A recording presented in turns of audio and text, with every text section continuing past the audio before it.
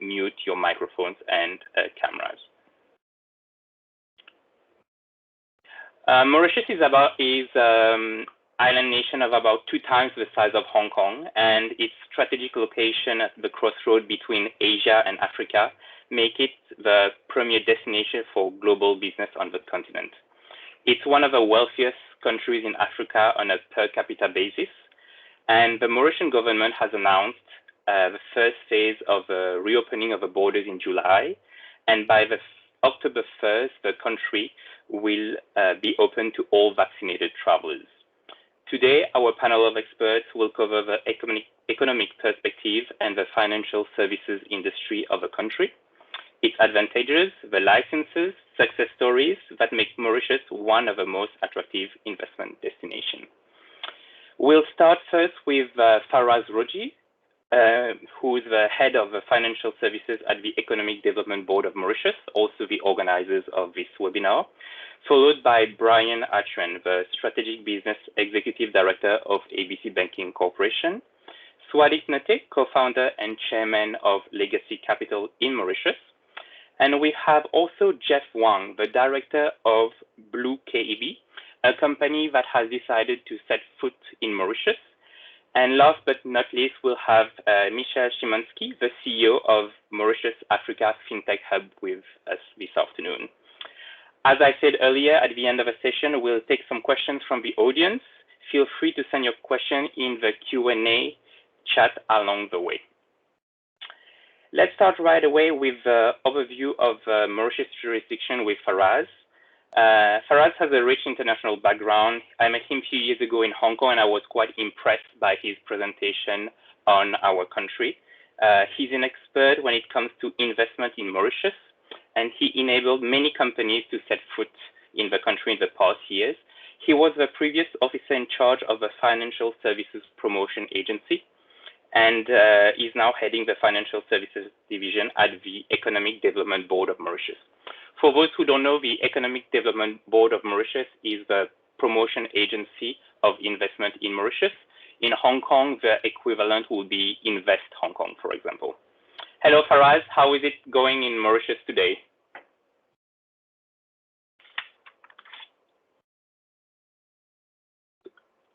So we can't hear you yet, Faraz. I think you're on mute. Thank you. On mute. Thank you, Gregory, for these kind words, which I can only say thank you. It's quite well in Mauritius, warm weather. I would like to thank you for your kind introduction. And I mean, without further ado, I would like to go in the presentation that I'm going to make. Good morning or good afternoon, everybody, depending on wherever you are. My presentation today is going to be centered around Mauritius as a jurisdiction, but also as an international financial center.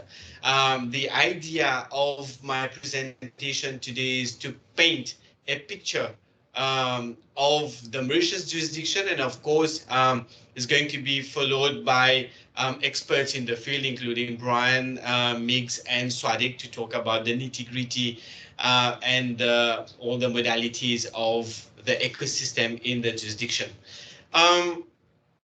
For those of you who may not know, the Economic Development Board is a statutory body mandated by the government of Mauritius to develop and advocate on long-term strategic economic planning, to bolster trade and investment promotion in and from the country, to enhance the business environment, and also to ensure that the repute and the image of Mauritius is protected and that there is proper branding. Just to give you an overview of Mauritius, we are an island in sub-Saharan Africa. We have 1.3 million of people with a GNI per capita of $9,920 US. We have a sustained economic growth, and the latest economic growth is 5.4%, despite the setbacks that we are facing with regard to the global pandemic. We have a Moody's rating of Baa2, which essentially translates into a one of the few, if I may use that word, one of the few investment grade international financial center in the region. There are free and fair elections every 5 years. We have a time zone of GMT +4, but I'm going to delve a bit into that later on. And then we have a hybrid legal system, which essentially means that we have both common law and civil law, and our highest court of appeal, and it is quite important, our highest court of appeal is the Judicial Committee of the Privy Council in London. Now, Mauritius has a fully diversified economic base.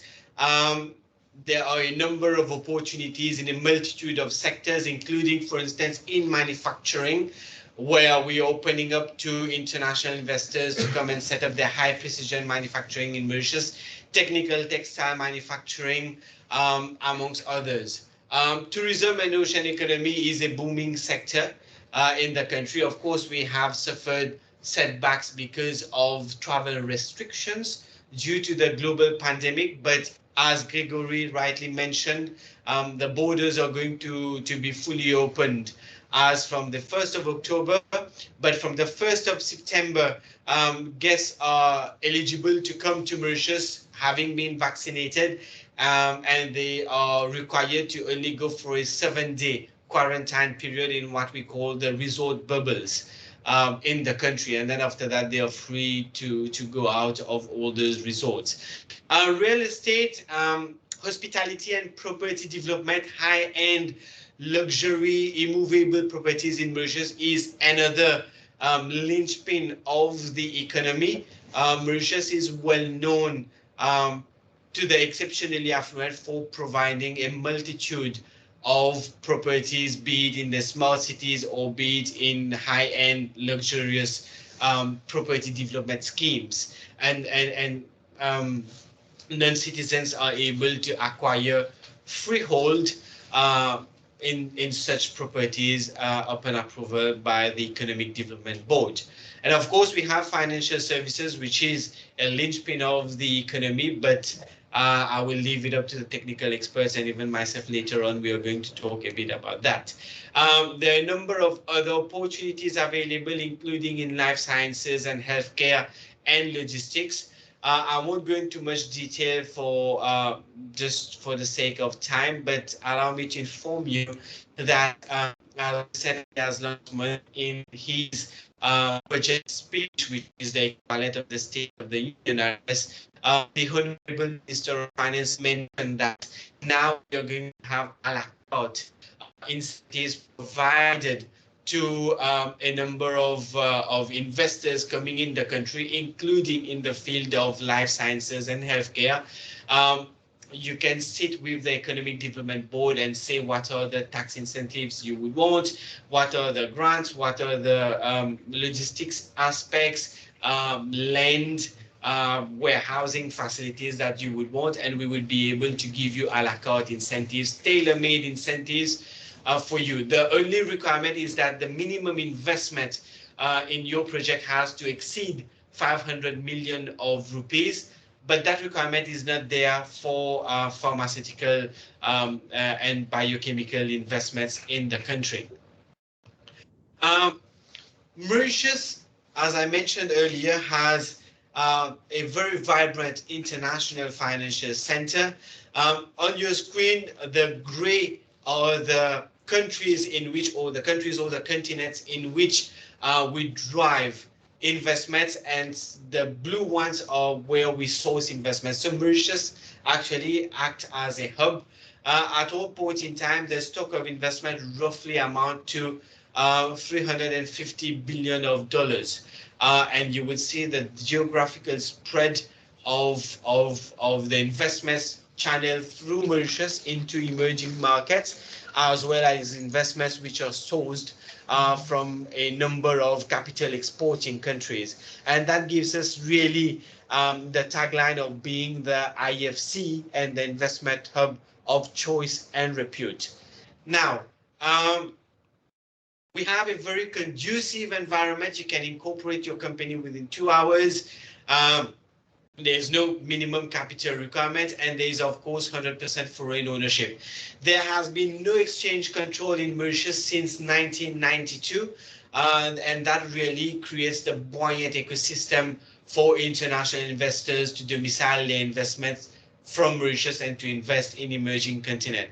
Of course, we have a very conducive tax landscape. There is a flat corporate and income tax rate at 15%. We don't have taxation or withholding taxation on capital gains, dividend, and interest. For income that is attributable from permanent establishments from outside, dividends that are transferred from outside, and royalties, there is what we call a partial exemption of 80% on the headline rate of 15% that effectively renders the taxation to 3%. And that is one of the unique selling points of Mauritius, but I'm sure Swadicq and Brian is going to talk about that later on. And of course, we have the hard infrastructure and a pool of highly qualified professionals. Another area of why we are a unique hub for Africa is the wealth of and the extensive network of bilateral treaties. We have predominantly two types of bilateral treaties that we do leverage on for our financial center, and those are bilateral investment treaties and bilateral tax treaties, what we call double taxation avoidance agreements or conventions. You can see on the screen of the coverage that we have with regard to Africa, and it is one of the few countries, if I may say, the only country that has extensive network of treaties with the mainland African continent.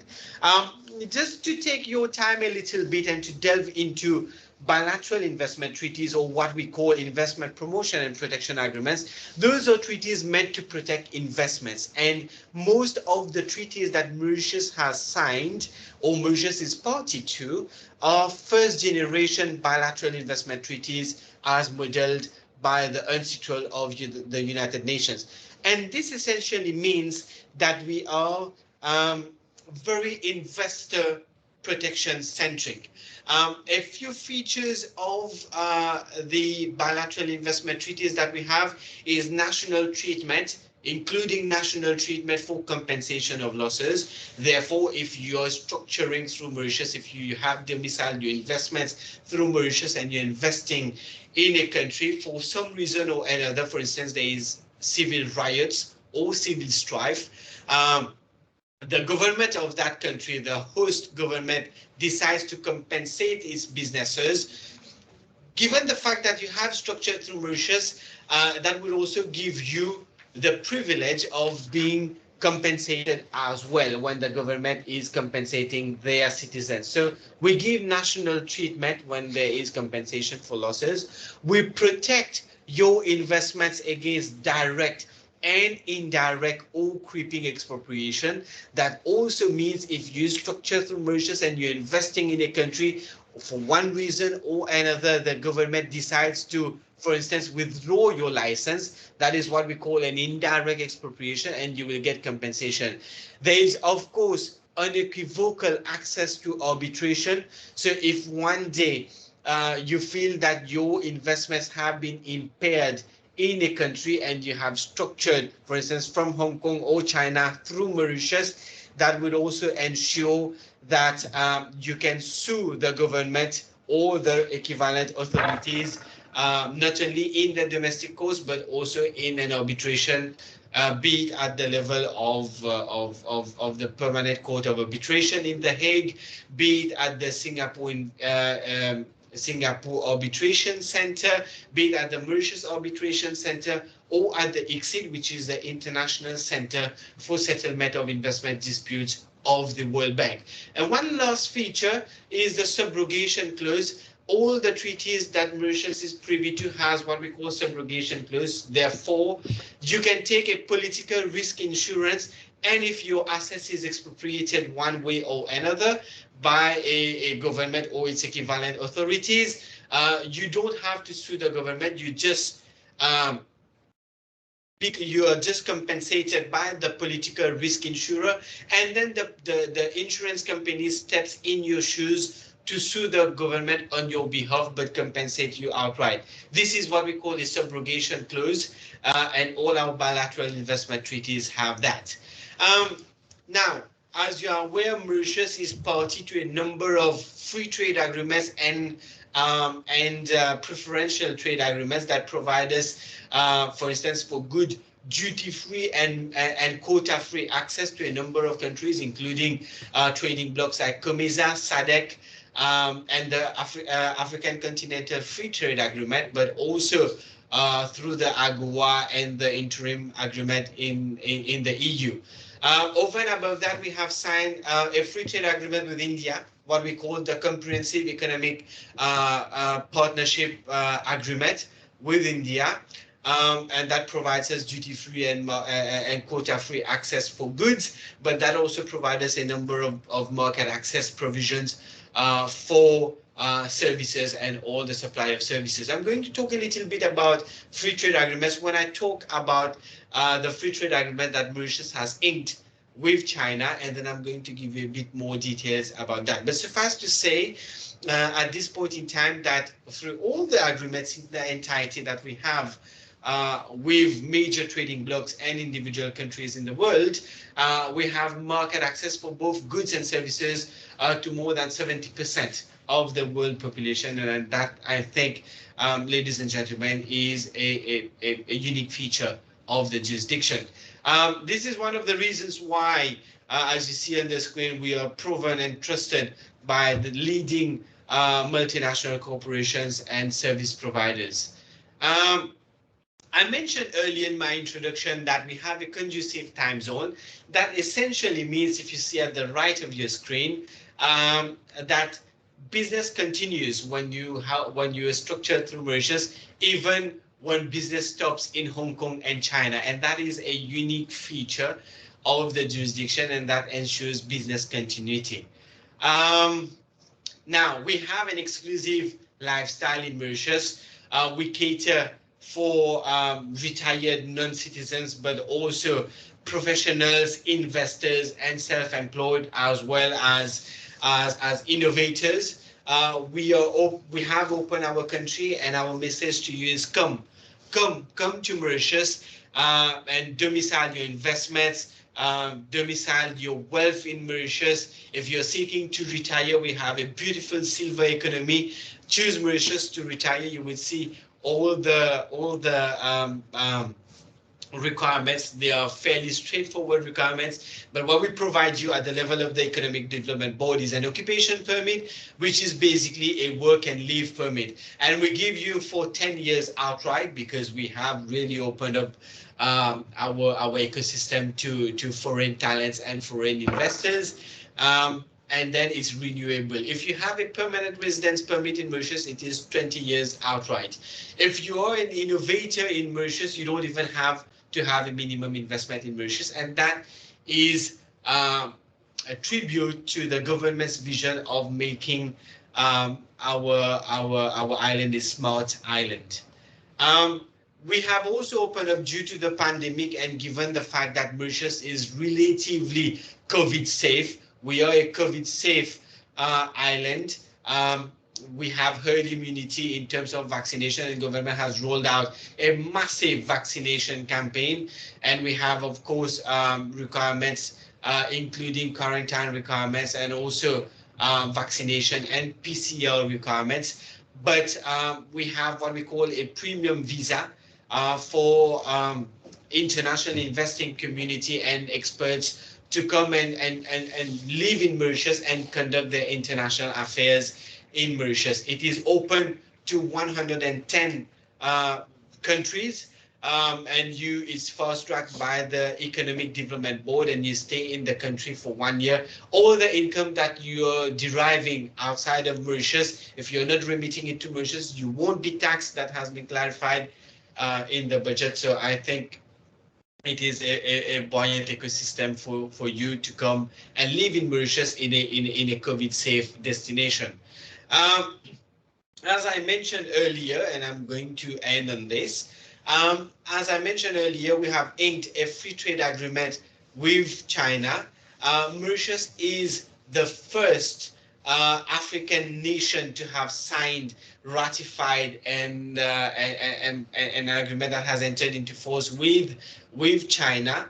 It has four components: a trading goods, a trading services chapter, but also an investment chapter, which is basically and essentially a bilateral investment treaty, and an economic cooperation chapter to ensure that the two countries talk to each other. There are mechanisms to ensure that they talk to each other and continue developing the privileged relation that we have with China.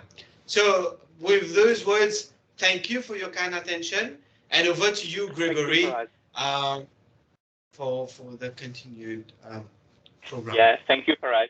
And Faraz, I understand that there was a new budget that was presented in Mauritius and a new Finance Act that has been voted a few weeks ago.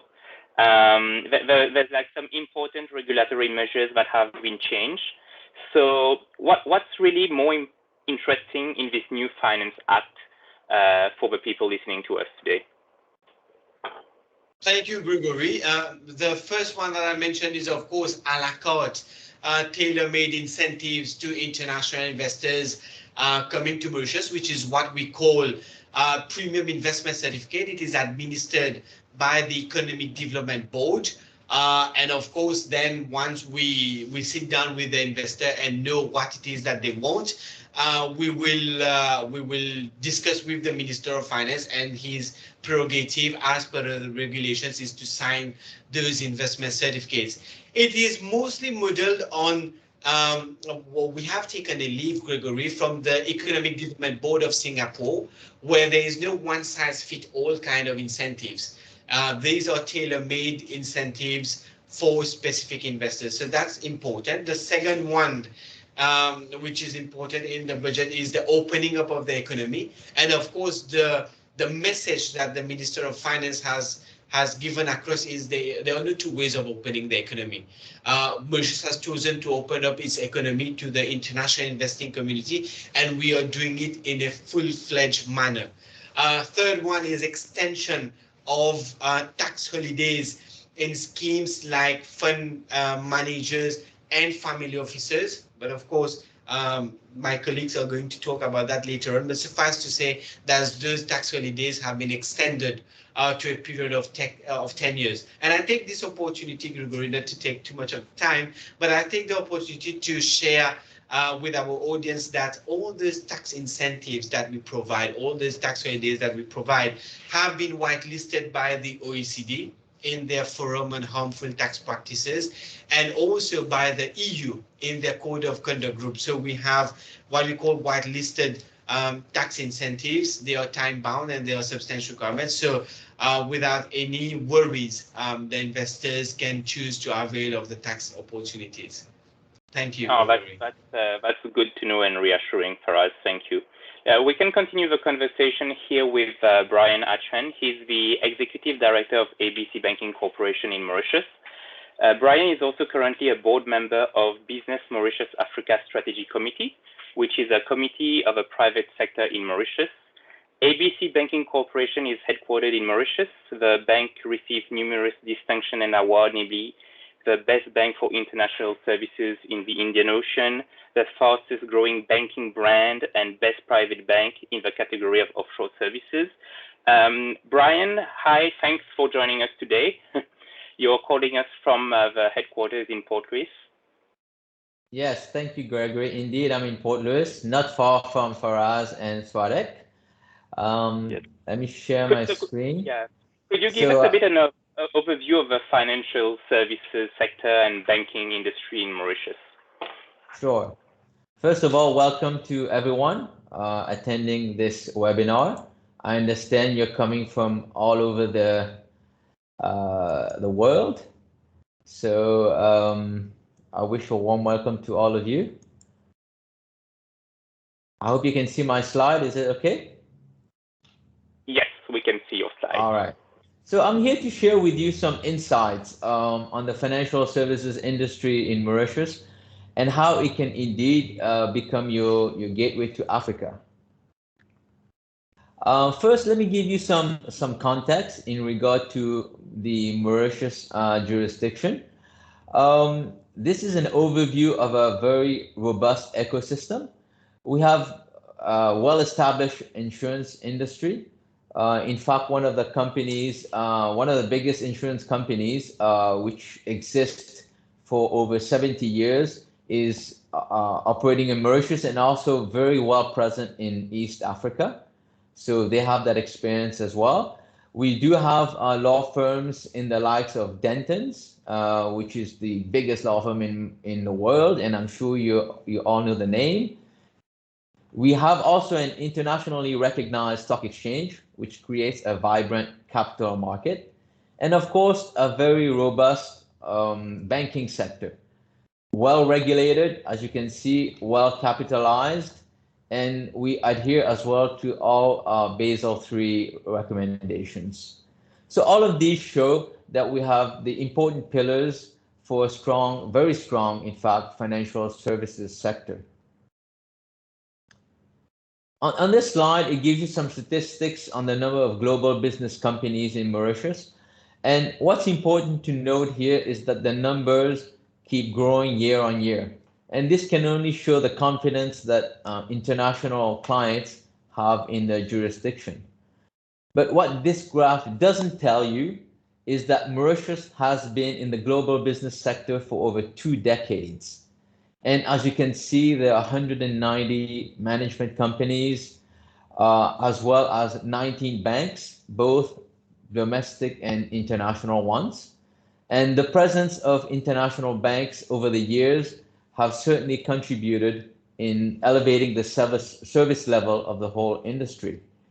And over the 2 decades, it has built a pool of experienced professionals.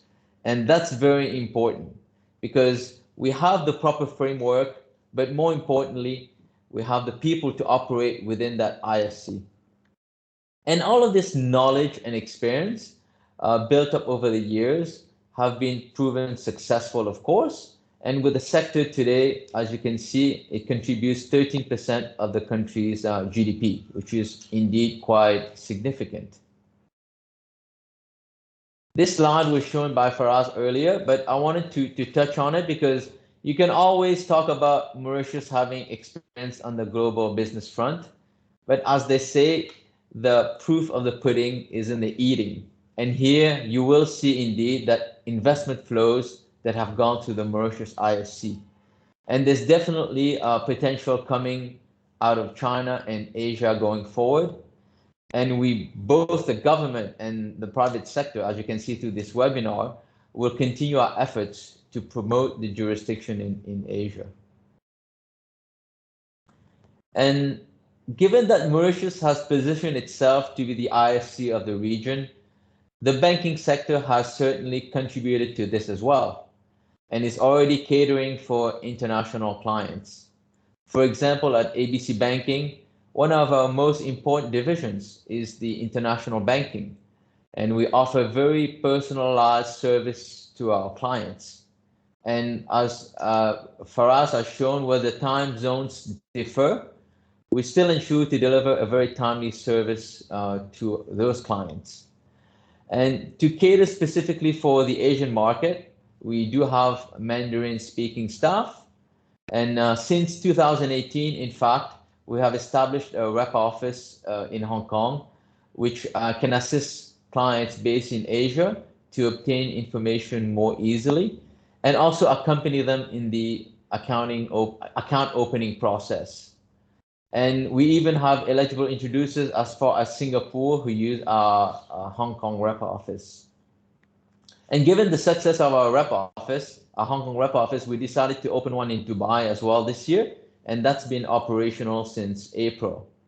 So my point here is that Mauritius, we do understand the game.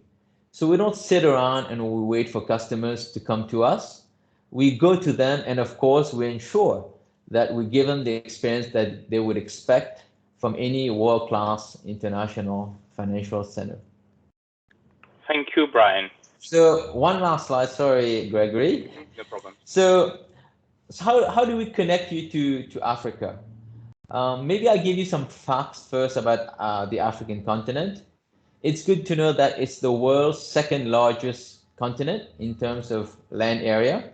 And more importantly, it's the second most populated continent with 1.3 billion people. Of course, Asia is first in both categories, but Africa is up and coming on both the social and economic fronts. And if you want to grow your business globally, this will be the right continent to go to. And as you can see from the title of my presentation, it says Mauritius, your gateway to Africa.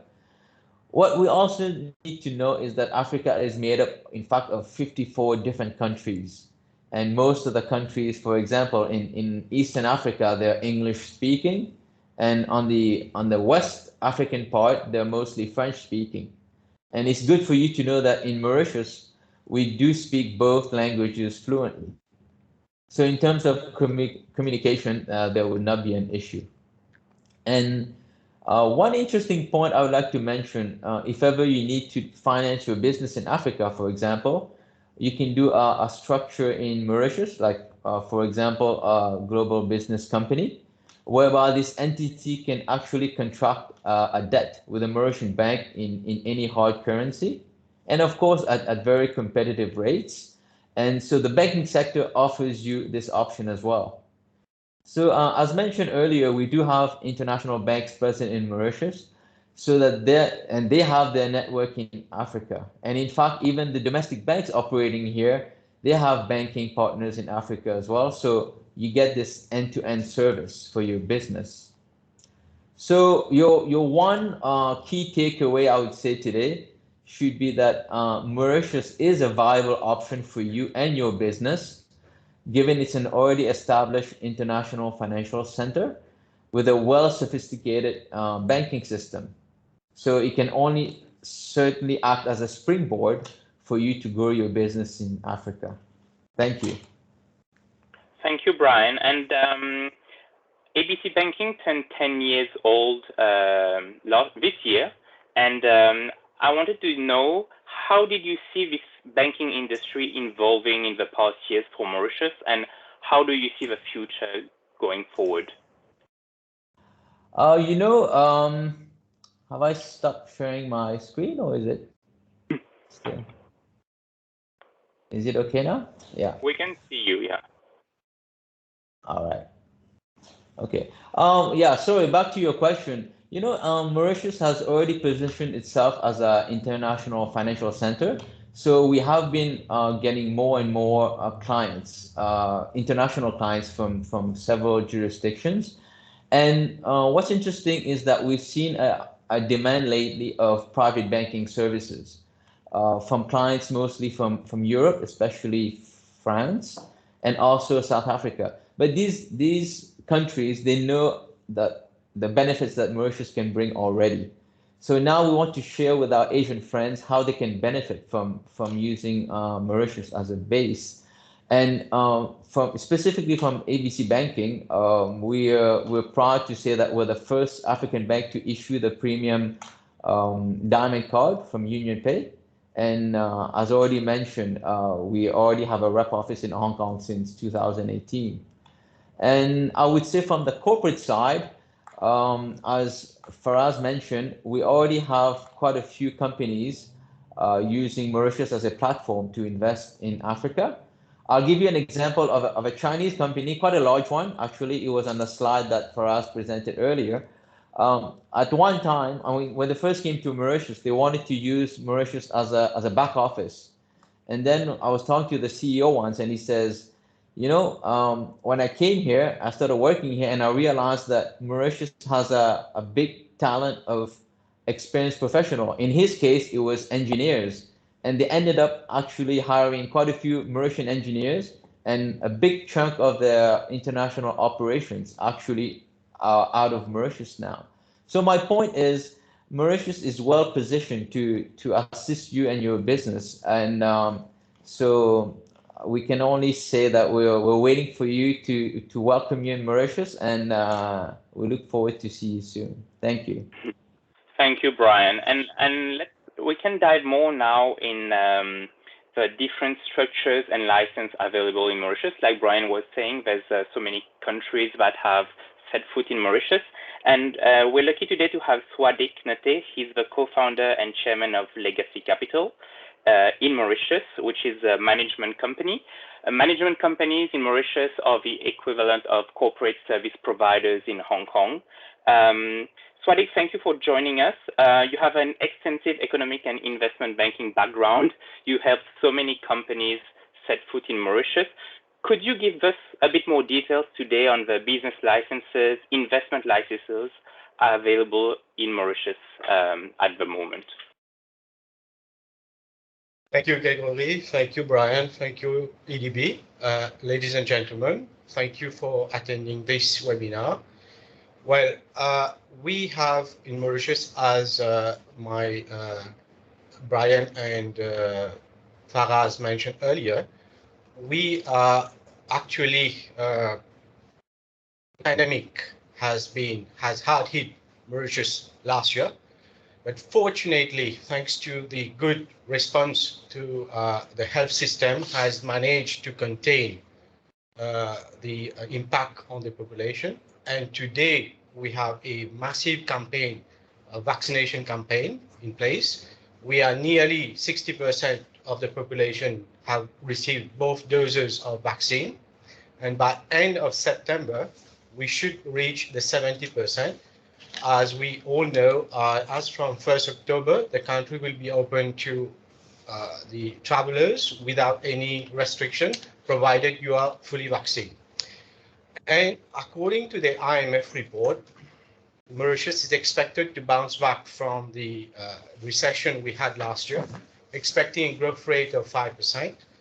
And above all, what is very important is that despite the pandemic and the global recession, the financial sector, services sector, and the banking sector both have remained very solid and very strong, and is expected to remain very buoyant. And the growth rate is expected to, we have actually a blueprint for the financial services sector, and expecting the financial services to grow to up to 25% of our GDP by end of 2030. So as a financial sector, we have a very strong track record, all right? And we are today probably the preferred destination for all investment going into mainland Africa. And the main reason, because not only we have a very, as Faraz and Brian mentioned it, we have the political stability, we have democratic government, but we have a large pool of highly professional and qualified professionals that have, above all, they are multilingual, right? They speak French, English, we have Mandarin and other languages as well. So I start with earlier about presenting Mauritius, but of course, one of my favorite quote from he who knows all the answers has not been asked all the questions. We are all, in a word that we are learning on a daily basis. So every question you have after this small presentation, most welcome. So a brief note about Legacy Capital. As you rightly mentioned, Gregory, we are a corporate service provider licensed by the FSC. The FSC is the equivalent of SFC in Hong Kong. So we have accompanied a lot of companies, investors, to obtain specific licenses in Mauritius, including investment bank, investment dealers, funds, corporate finance companies, and so on and so forth, including complex structures. Well, as in Mauritius, we have a large, different structures that could be set up and licenses. But to start with, let me talk to you about what is the most easiest way to come to Mauritius to set up structure is the global business license, which is actually I mean, you could actually carry out any global business activities or any specific financial business activities that has to be approved, of course, by the FSC.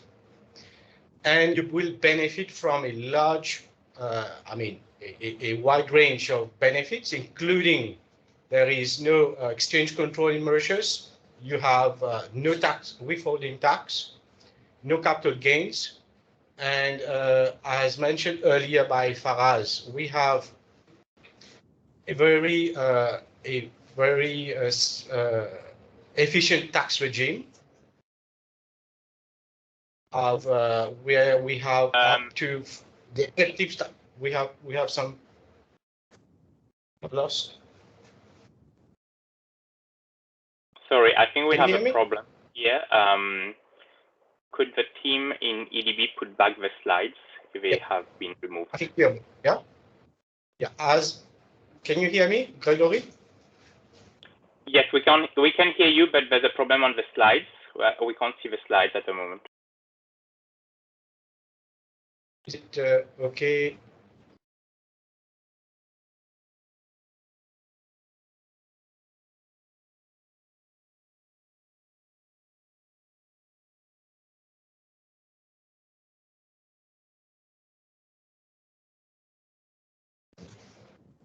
Sorry, everyone, we have a small issue. Swadicq, you may continue, and maybe the technical team on your part also can put back the slides as soon as possible. Thank you.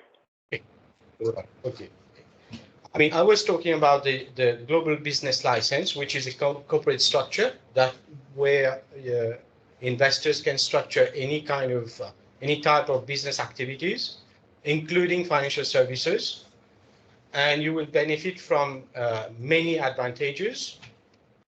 And a GBL, right, is a tax resident company in Mauritius, whereas you have also an alternative, which is called the authorized company, which is different from the GBL. But the difference is that you have some restriction on the type of activities you can do with an authorized company.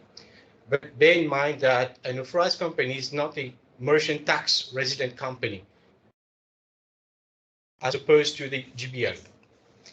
Well, Mauritius is also a place whereby many, I mean, investors and families are looking at to set up their trust, and we have a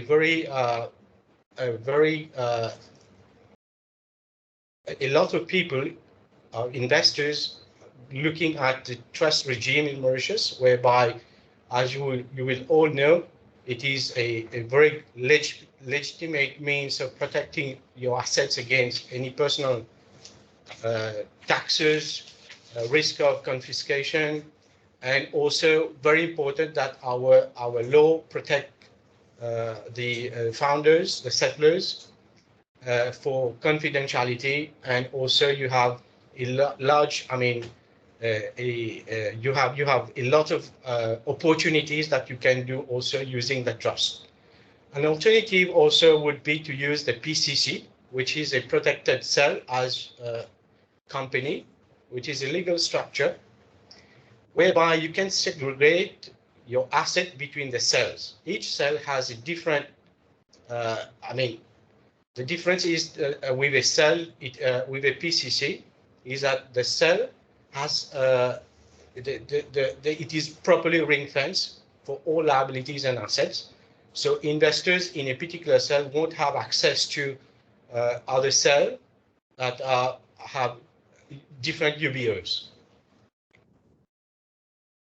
We have in Mauritius a lot of interest for investment dealers, which is the equivalent of Type 1 license in Hong Kong. It is dealing in securities.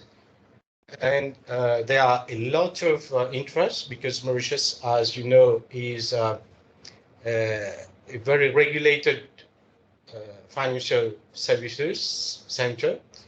And you have a lot of benefit using Mauritius. The tax rate, actually, the effective tax rate on all these specialized licenses are 3%. And as investment dealer is for stockbroking, investment advisor is for managing portfolios of assets.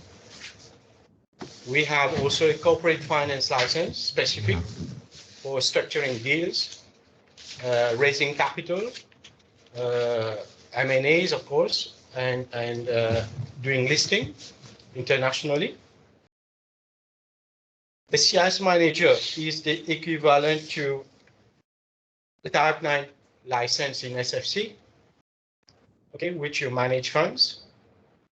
And you will see the minimum capital requirement also, which I have on this presentation, is relatively low. Okay, for the CIS manager, for instance, in USD it is about 30,000 US. We have also an investment banking license, okay, whereby the name itself is investment banking activities, where you can conduct your investment banking activities. And the capital for that particular license is 1.25 million USD, the equivalent. And lately, the FSC has introduced a new license for robotic and AI, which is the equivalent of Type 7 in Hong Kong, whereby you can provide your advisory services through the algorithm and using AI as well. So we are, as we mentioned, we are moving quite fast also in terms of fintech. And Mauritius has introduced, I will come over it later, a new piece of which is still at a consultation stage. Maybe I'll move to that first. The fintech virtual assets, where we have actually doing some consultation before it comes to a proper law. And the different options, different licenses will be for operators to apply for. As you can see on that, you have the custodian, the market maker, you have the stockbroker for cryptos and other virtual assets. Before that, I was also I had to cover about the family office license, where you have the opportunity in Mauritius to set up a family office. And as Faraz mentioned earlier, you have a tax holiday of 10 years now on all the profits made by this family office. And it is, open to international investors, whereby you can set up all, a rich family can set up, whether it is a single family office or multi-family offices. This is a license which is getting a lot of traction in Mauritius. With this, Gregory, I think where we can assist you, of course, Legacy, we have already carry out a lot of, we have performed for many of our clients and investors, apply for and successfully obtain many licenses, including investment banking, including investment dealers. We have funds as well. So we are, as I mentioned earlier, we are fully regulated by the FSC. So we can accompany the investor, the promoters who are looking at Mauritius as an alternative to other jurisdiction to set up their business in Mauritius. Thank you. Yes, thank you, Swadicq. And I think we have one of your clients today who's online with us. It is Jeff Wong. He's the director of Blue KEB. KEB International Holding is a multinational financial group headquartered in Hong Kong and licensed by the Hong Kong SFC. The company provides securities and futures trading as well as asset management. They have been part of many important IPOs here in Hong Kong in the past years, and they have chosen Mauritius for their latest business venture, which is a Blue KEB. Thank you for joining us today, Jeff. Jeff is in Shenzhen right now. Jeff, your company has businesses in China, in Hong Kong, in Europe. Why did you choose Mauritius this time for your new venture? Thank you, George. Thank you, George, and thanks for everyone for having KAB on board. It's a good opportunity to share our story with many of you. The reason we choose Mauritius, as mentioned before, there are a lot of reasons, but we have four main reasons that we choose Mauritius. Firstly, the legal system, as mentioned before, is a very well structured with English law and French civil law. So it's quite flexible and standardized and transparent. And the local stability is favorable for the business operation. So the foreign are well protected by law. Secondly, we love the forest freedom there because there's no foreign exchange control, so it's really open to the capital environment, to the capital investment. So and allow foreigners to hold 100% of the share for the single company. So it's really attractive, and yet we are able to open local accounts in our currency RMB and able to pay the tax in your currency. So that's another good reason. We also love the fact that the local tax system is really well structured. With the foreign company and the individual have the same tax treatment, which is quite important to our operation in China, because we have a lot of our clients have investment overseas. The tax rate is low enough, as mentioned before, and the local government has built up many special tax exemption and preferential tax policy. So these are really attractive towards foreign investors. Okay, yes. and so what is the license that you applied and got in Mauritius?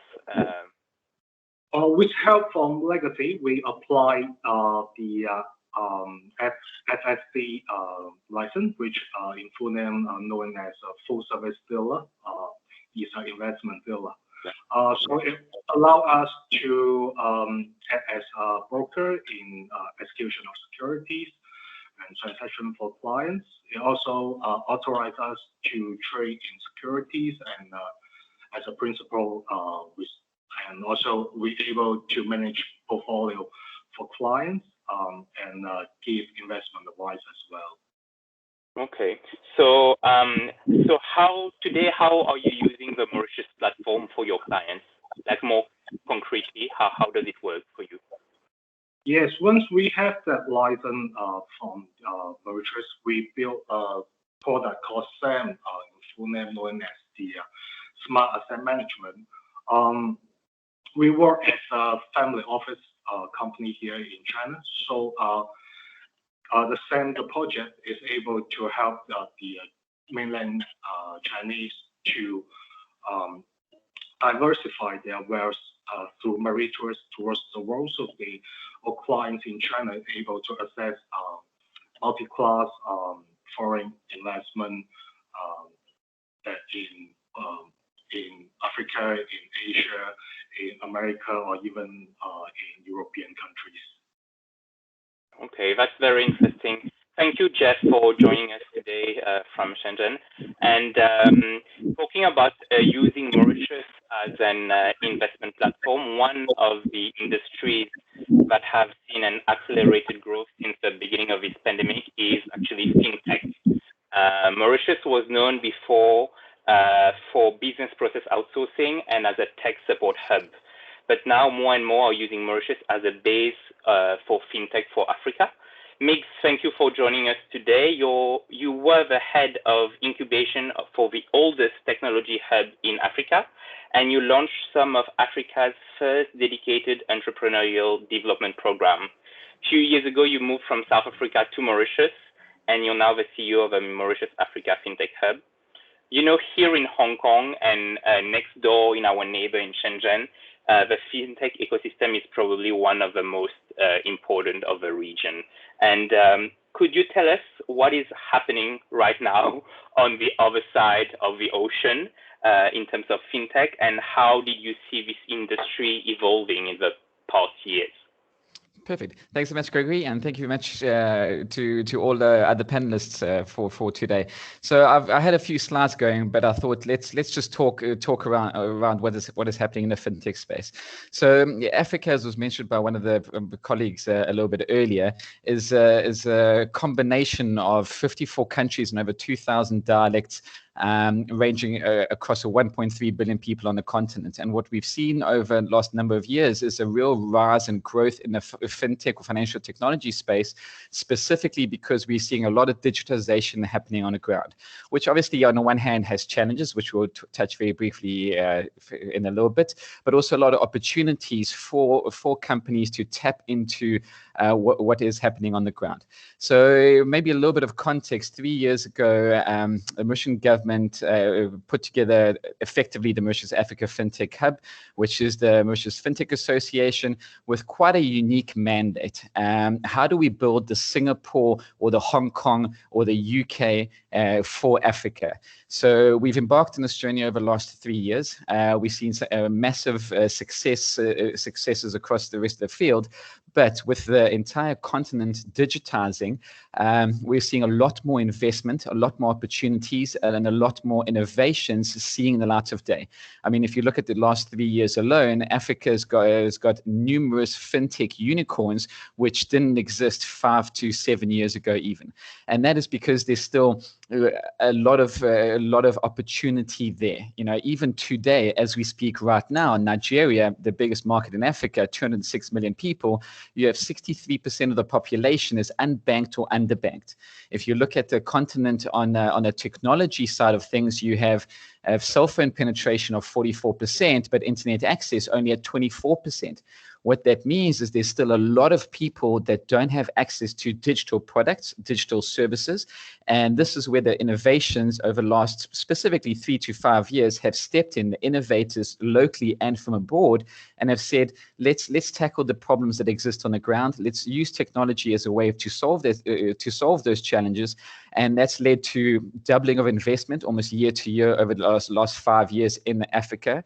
Over 50% of all of that investment is into fintech because it is such a massive opportunity. And we are seeing innovations not only scale country to country, but also being exported elsewhere in the world. So the scene has changed very rapidly over the last 3 years. We're still not as mature as a Singapore or Hong Kong, but Gregory, we're getting there very, very quickly, and Mauritius is leading that charge on the continent. So what would you say today to entrepreneurs who are here in Hong Kong or listening from mainland China right now? What would you tell them, and how could they use Mauritius to tap in this market? Perfect. So firstly, I'll tell them that I am an ex-entrepreneur. I've run my own business. I've done business in numerous African countries, and it's still a little bit Wild West in Africa, for lack of better terminology, right? You've got with the opportunities comes the challenges, real challenges that exist. Scaling your products or your services from one country to the next does not automatically mean you're going to succeed. If you look in the fintech space or the mobile money space specifically, for example, M-Pesa, which is global, they started in their home country and were very successful. Not many people realized they took the same model, applied it to, for example, South Africa, and failed. Okay, and that is because the uniqueness of every single ecosystem, even next door neighbors, because of the various challenges that exist on the ground.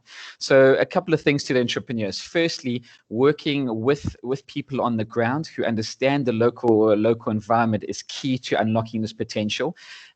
Being complacent and copying and pasting does not work. If you look at a lot of foreign firms, for example, from the West that have come and tried to set up shop in Africa, wherever or what jurisdiction that might be fail because they don't understand the local markets. And then the second thing I tell the entrepreneurs is look for a jurisdiction that is favorable, that welcomes you, and you can use as a launching pad moving forward.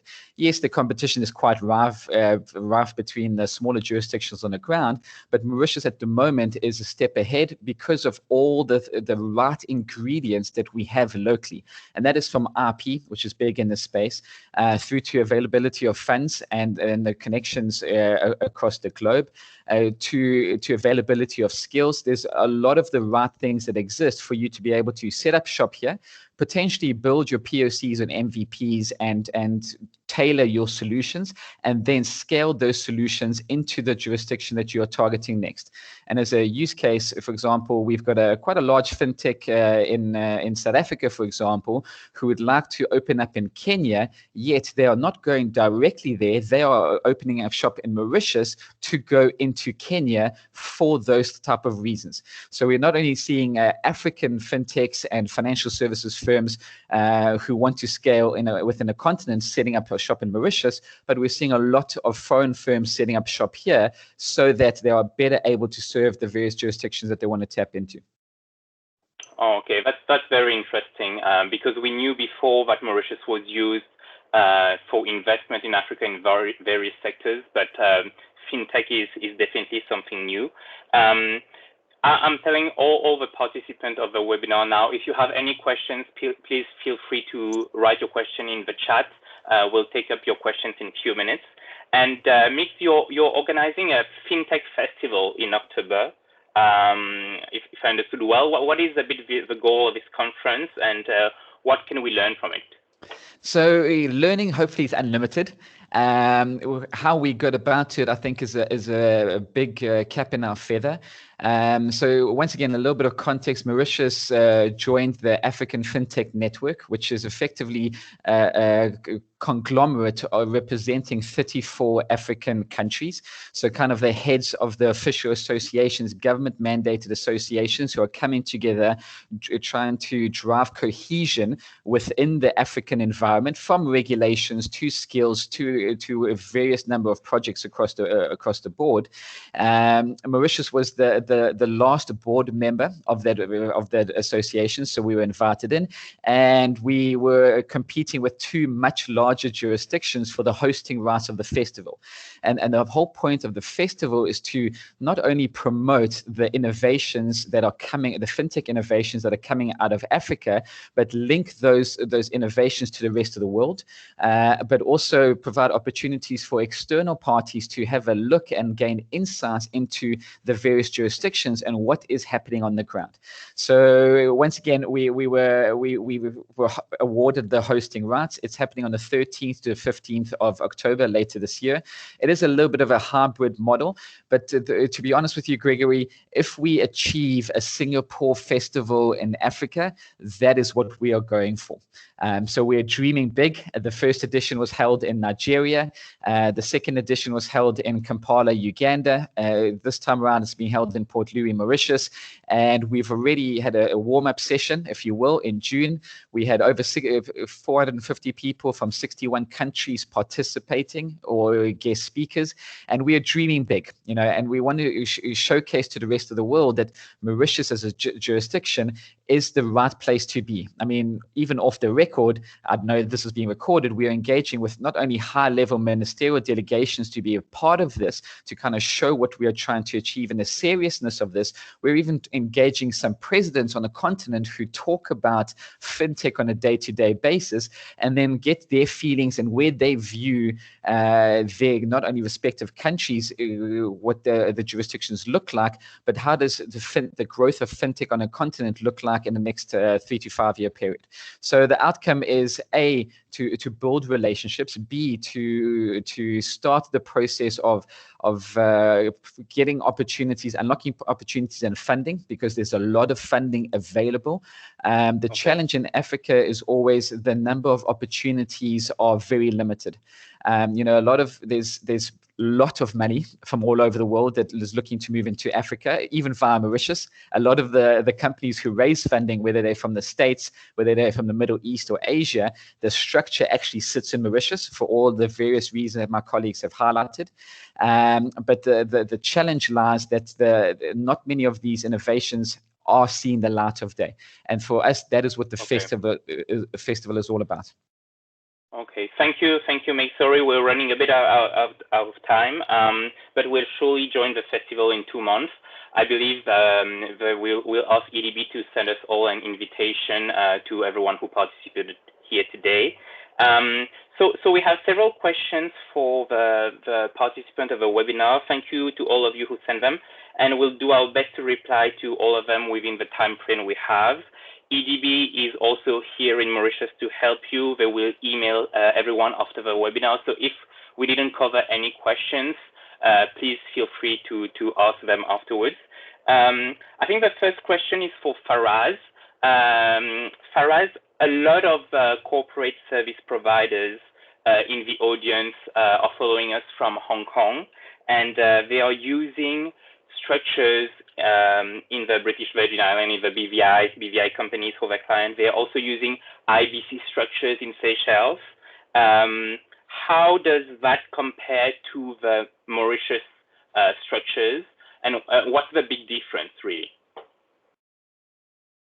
Thank you, Gregory, for this question. I mean, there are two ways to look at it. First is the ecosystem that entails such structures. And IBC, for instance, is a tax transparent structure. So it's not a tax resident. In Mauritius, the equivalent would be the authorized company, where the control, the central management and control is outside of Mauritius. But what we offer predominantly is beyond what structures like IBC.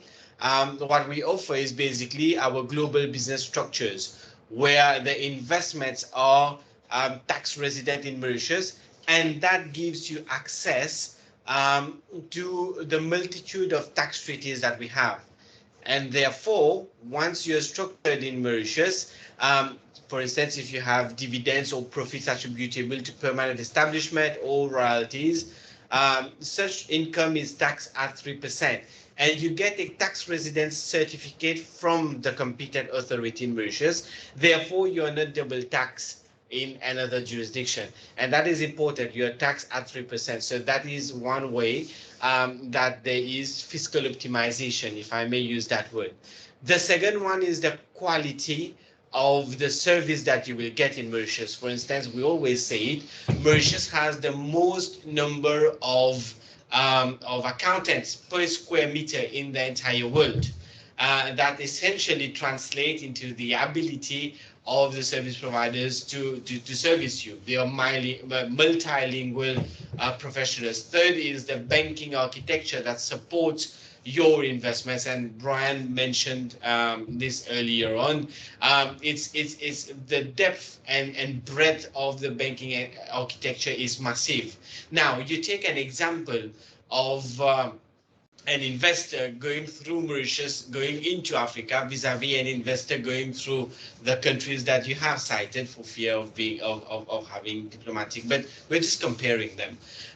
The ability of that banking institutions to transact and ensure that the funds are sent to the relevant countries is quite fast, because we do business. We are an African country. We are a founding member of the African Union. We are a signatory to the Continental Free Trade Agreement. But over and above that, we have a deep DNA rooted in Africa, and that essentially translates into the business mobility and business reality on the ground. So you structure, you get the services of corporate service providers in Mauritius that understands Africa, that speaks the language of mainland Africa. You get the same kind of service from the banking institutions. Brian mentioned it, Swadicq mentioned it. Over and above that, you have the privilege relationship that Mauritius has with regard to Africa. So all in all, it is an ecosystem that so it's like unrivaled. Yeah, it's the whole ecosystem, right? And substance, stability, etc. And coming back to you were talking about the free trade agreement, right, with China that has been signed and is in place. There was a point that was quite interesting regarding the protection of investment for Chinese investors in Mauritius. And I think there's a lot of people listening to us from mainland China right now. What does it really mean for their business and like for these trading companies if they want to trade with Mauritius? And once they set up a structure in Mauritius to invest in an African country, will they receive protection through this trade agreement as well? Thank you for this very good question. I will take the legal answer to it. When you have an investor from mainland China or from Hong Kong structuring in Mauritius and domiciling their business in Mauritius,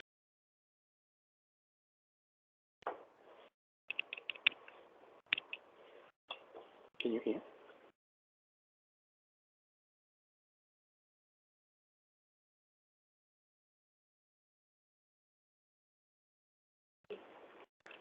Sorry, I think we can't hear you right now, Faraz.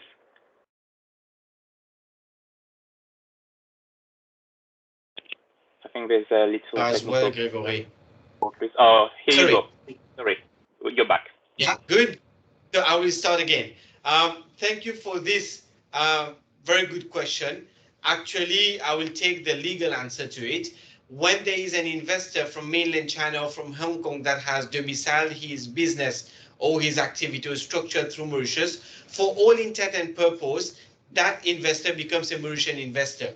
So when that investor is going to access Africa, it is going to do so as a Mauritian investor, and of course it will be guaranteed freedom from expropriation, free repatriation of capital, and all the multitude of protection that a Mauritian investor would get. So it will be a Mauritian investor.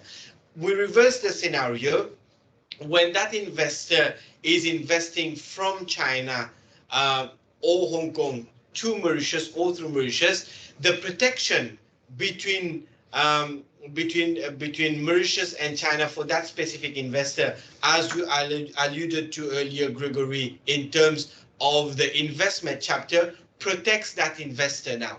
And that investor has all the guarantees that have been enshrined, not only in the treaty and in the investment chapter, but also in the constitution of Mauritius in terms of protection of the property.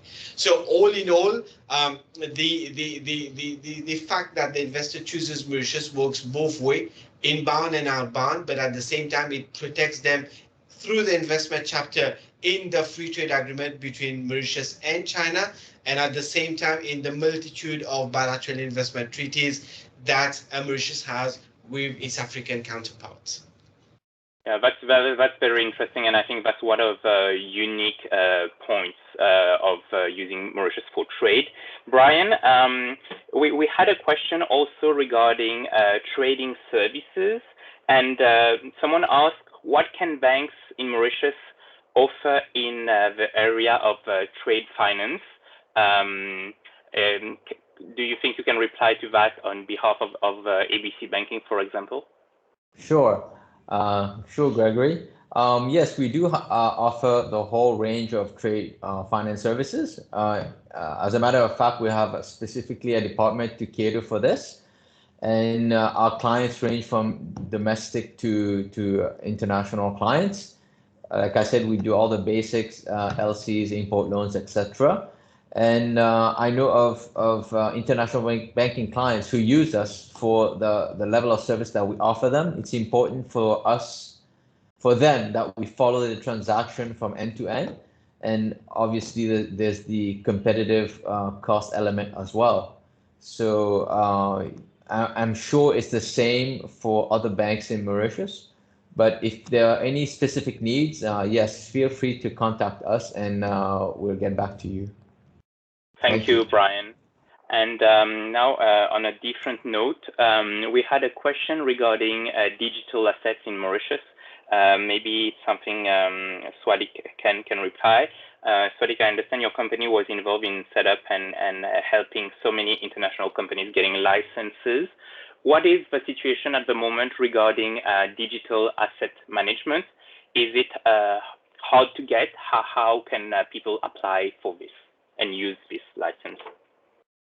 Yeah, thank you, Gregory. The answer is that today the Securities Act has already been amended to include the digital assets. So it is treated as an asset in itself if it is backed, for example, by collateral or by any specific type of assets. This is already possible.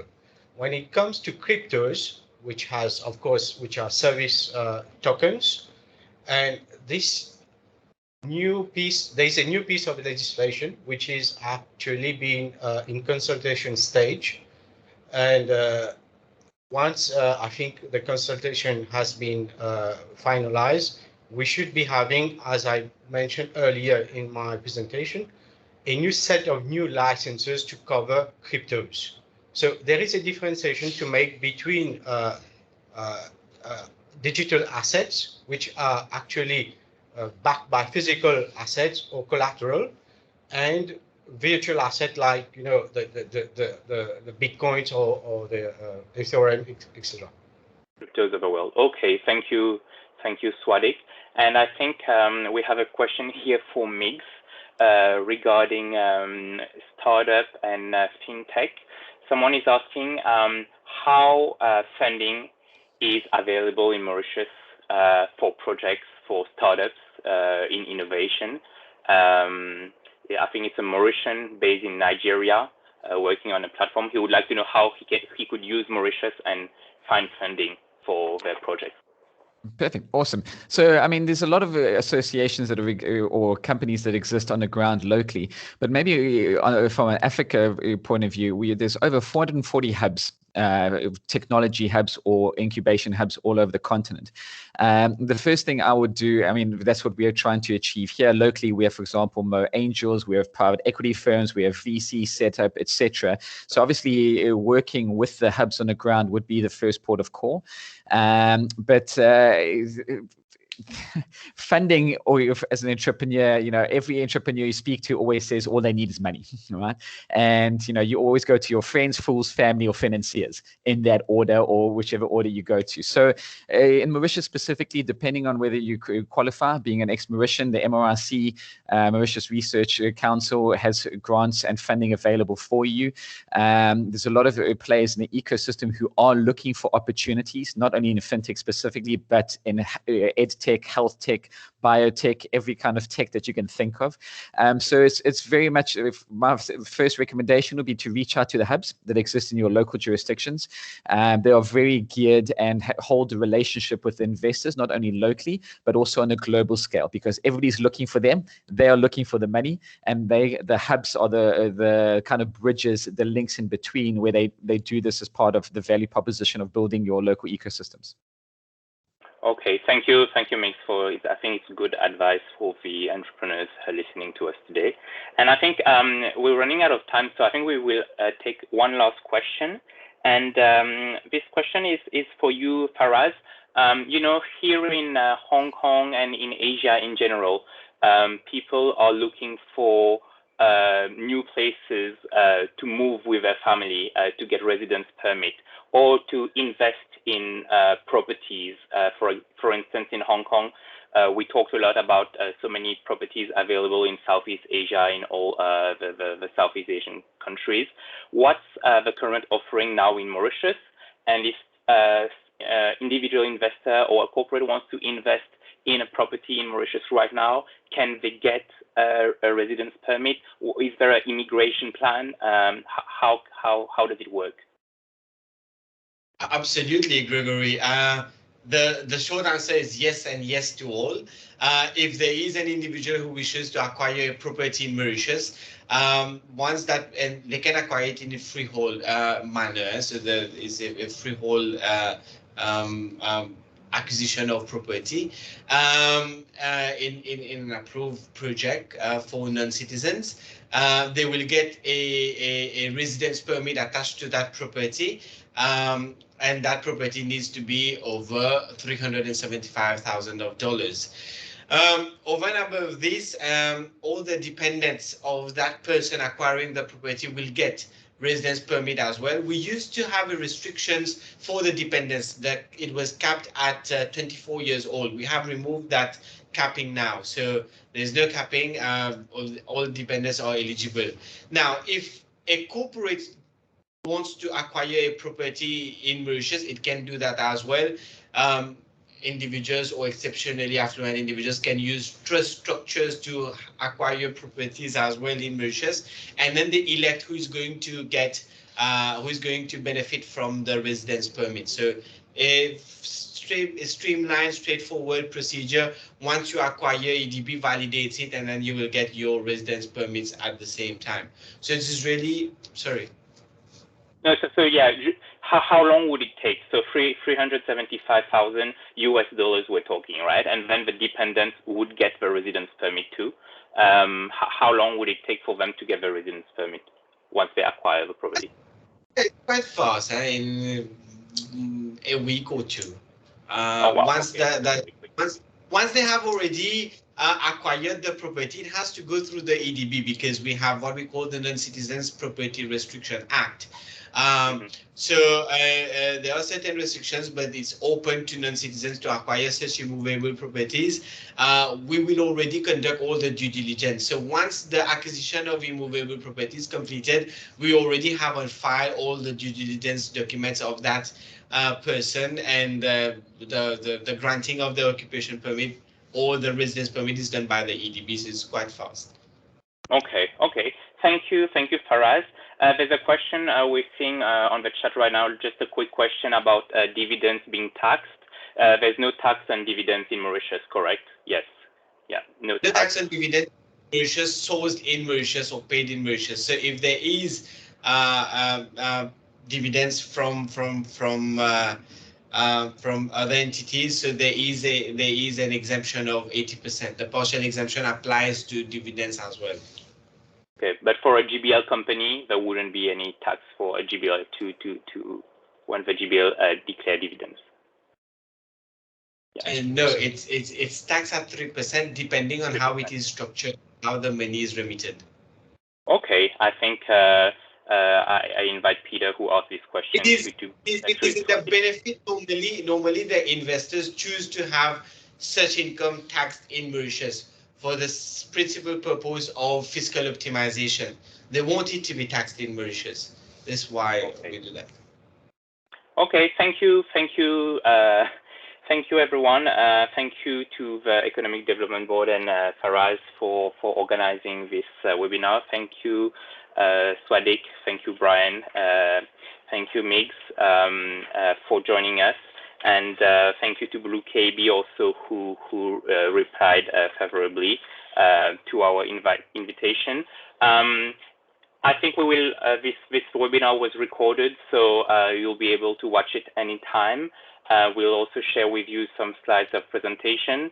The EDB will follow up with all the participants and will email you details so you can contact them if you have any question.